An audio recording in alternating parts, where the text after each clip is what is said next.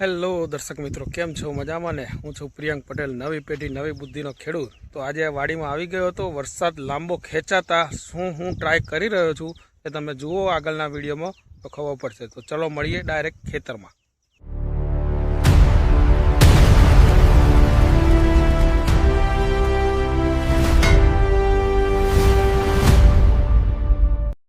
દર્શક મિત્રો, એક આ જુગાડ બનાવ્યો છે. આ રીતના આ પાઇપમાં પાણી આવે છે, ઉપર મોટર બેસાડી છે. અહીંયા આ રીતના જુઓ, આ મોટર બેસાડી છે, ડબલ મોટર છે. અહીંયાથી પાણી ઉઠાવે છે. આ પીપળું છે, 100 લીટરનું ડ્રમ છે અને આ મોટરના કનેક્શન દઈ દીધા છે ડાયરેક્ટ આપણે ટ્રેક્ટરની બેટરીમાં.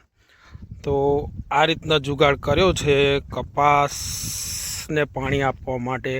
અમારી કચ્છી ભાષામાં કહીએ તો ટુવા મૂકવાનું, જે ટુવા મૂકીએ ને આપણે, એ ટ્રાય કર્યો છે. હવે જે નીકળ્યા તે કામના, બરાબર છે. આ તો કોમેડી ભાષામાં આપણે કહીએ કે મને રાતે એક સપનું આવ્યું હતું કે કપાસ આમ ઘોડા થઈ ગયા છે અને એ કહે છે મને પાણી આપો, પાણી આપો. તો આપણે કપાસનું સપનું પૂરું કરવા આજે આવી ગયા છીએ. તો કપાસને પાણી આપવા માટે જુઓ કઈ રીતના પાણી હું આપું છું તે તમને વિડીયો મેં બનાવ્યો છે, એ પણ હું તમને બતાવું. જુઓ કઈ રીતના પાણી આપું છું તે. ચલો.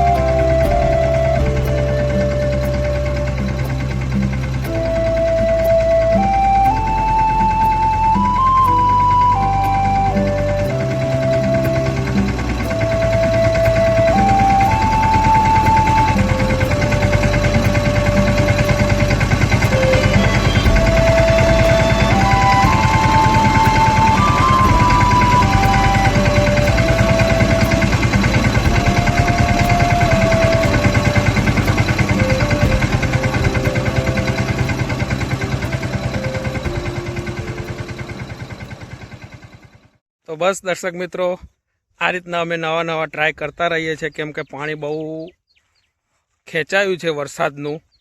તો હવે કંઈક તો કરવું પડશે ને કપાસને જીવાડવા માટે. તો આવો પ્રયત્ન કરી રહ્યા છીએ. જે પણ 2-4 છોડવા બચ્યા એ કામના, તો ગામાગુમી ઓછા થાય, બિયારાના પૈસા બચે. તો આવો ટ્રાય કરી રહ્યા છીએ. જે પહેલાં વરસાદ 3 થી 4 ઇંચ વરસાદ પડી ગયો, ત્યાર પછી કોઈ વરસાદ આવ્યો જ નથી.